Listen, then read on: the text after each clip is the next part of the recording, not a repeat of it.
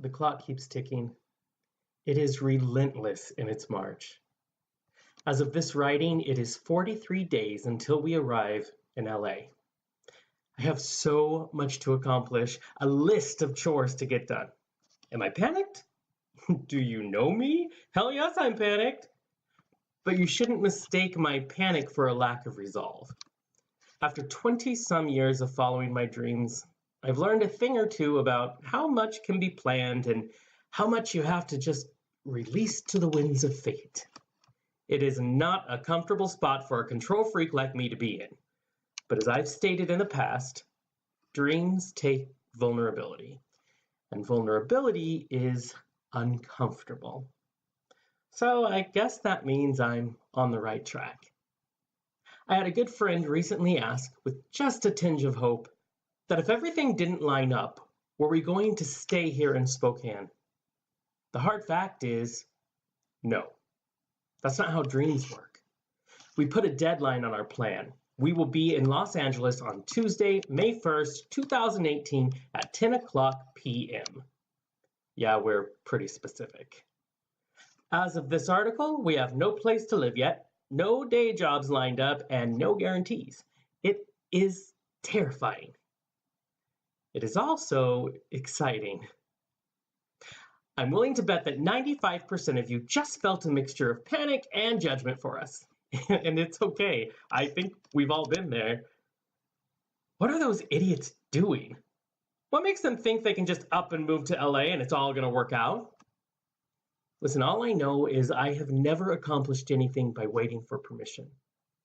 Recording albums, creating radio shows and podcasts, staging huge productions were all accomplished by two very specific things in me. One, they were pieces of my soul that refused not to be expressed. I had to do them. Pretty dramatic, right? You don't love me because I'm demure. Two, it never occurred to my mind that I couldn't do them. I used to think that whoever made me and sent me down to this crazy planet left something out of my wiring. I used to feel like I was inherently flawed. I seemed to feel too much as a kid. Who am I kidding? Even now.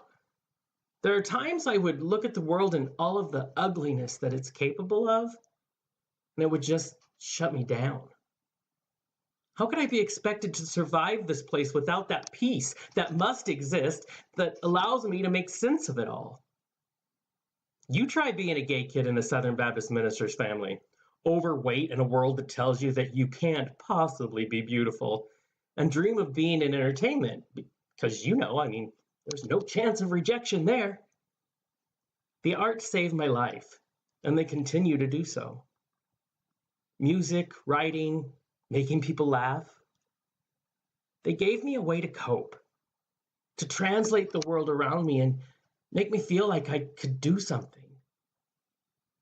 So what some may see as Jonathan, that crazy guy still chasing his dreams at 42, when is he going to grow up? Or maybe that's just me yelling it at myself. I do it because it's who I am.